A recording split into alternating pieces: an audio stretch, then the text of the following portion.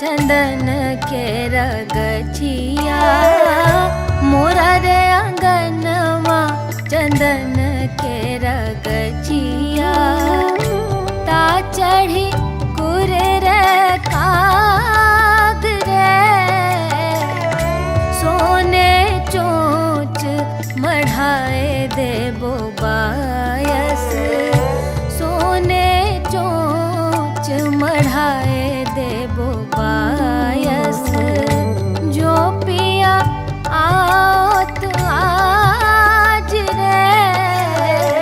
मोरा रे अंगनवा चंदन के रगछिया मोरा रे अंगनवा चंदन के रगछिया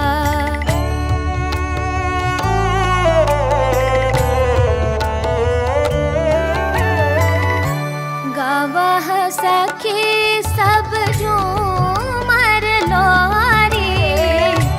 गावह सखी सब झूमर लोरी मैं आराधन जाऊं रे मैं आराधन जाऊं रे चहु दिस चंपा मौली फूलली चहु दिस चंपा मौली फूलली चान जोरिया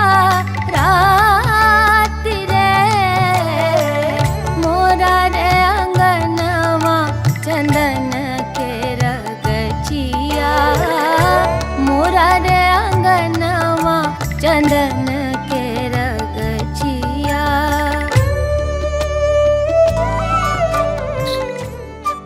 शीतल के सककारी धार चमक रहल छन खूब लीलार